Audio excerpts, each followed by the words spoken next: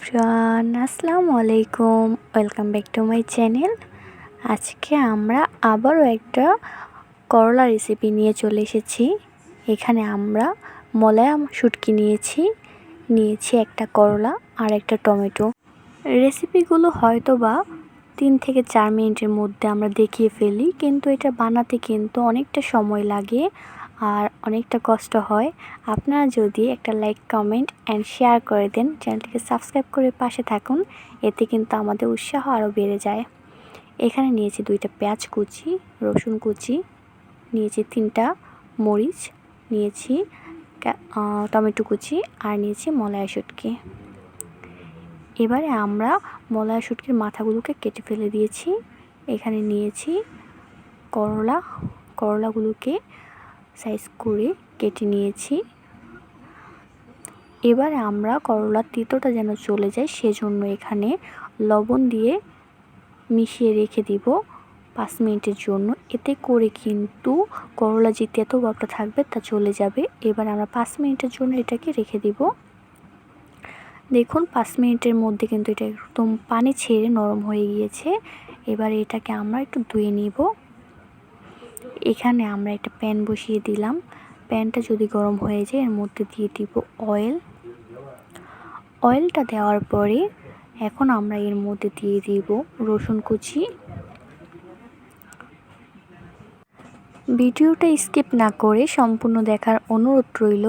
আর যদি ভিডিওটা ভালো লাগে তাহলে অবশ্যই চ্যানেলটিকে সাবস্ক্রাইব করে দিয়ে পাশে থাকা বেল আইকনটিকে অন করে দিবেন।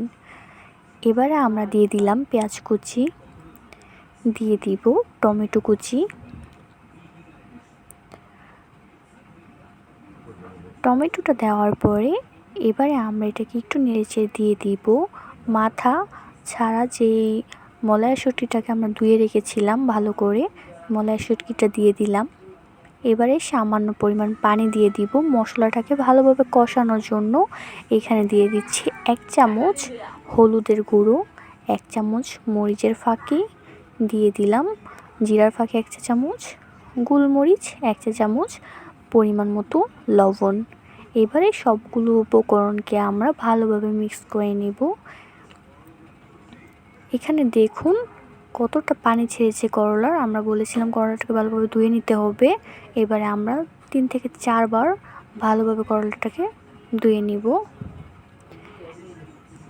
আর এইদিকে দেখুন আমার মশলাটা কিন্তু একদমই কষানো হয়ে গিয়েছে। এবারে আমরা এর মধ্যে দিয়ে দিব করলাটা দেওয়ার পরে এখন আমরা একটু মিক্স করে নিব। আর এখন দিয়ে দিলাম কাঁচামরিচ, যাতে করে কাঁচামরিচের কালারটা নষ্ট না হয়ে যায়। অবশ্যই স্কিপ না করে আপনারা সম্পূর্ণ রেসিপিটা দেখবেন। ভালো লাগলে লাইক, কমেন্ট করবেন। এবারে আমরা ঢাকনা দিয়ে রেখে দিব 5-7 মিনিটের মতো। ফিরে আসলাম। দেখুন রেসিপিটা কিন্তু হয়ে গিয়েছে। এবার আমরা কিছুক্ষণ নেড়েচেড়ে এটাকে নামিয়ে নেব। পরিবেশন করে নিচ্ছি, সাথেই থাকুন।